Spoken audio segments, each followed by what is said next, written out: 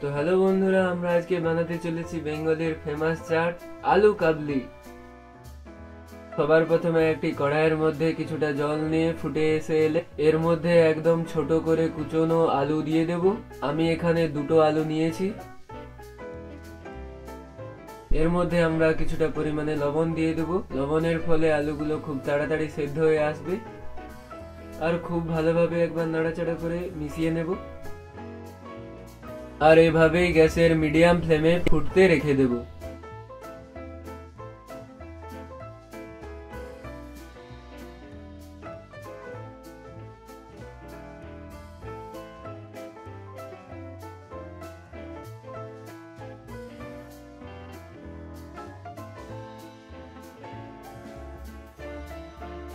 প্রায় 8 মিনিট পরে আমাদের আলু সেদ্ধ হয়েছে। এখন আপনারা আঙুল দিয়ে আলুকে টিপলে দেখবেন ভেঙে যাবে। তো এখন আপনারা আলুগুলোকে জল থেকে বের করে নেবেন।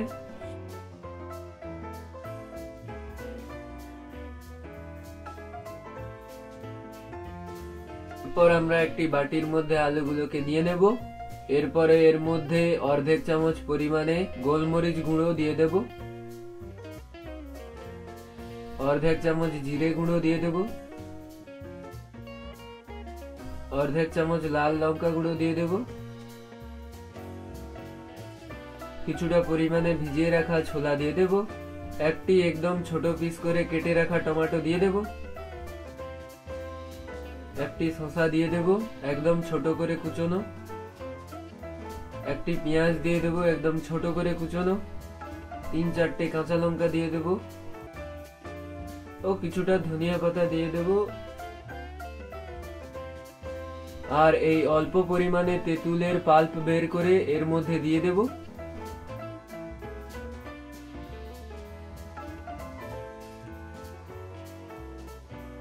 আর এখানে আমরা স্বাদ অনুযায়ী লবণ দিয়ে দেব। আর এই সবগুলোকে ভালোভাবে মিশিয়ে নিলেই আমাদের রেডি বেঙ্গলি চাট আলু কাবলি। আর এটিকে সার্ভ করে নেব। আর আমার চ্যানেলটিকে সাবস্ক্রাইব করে দেব।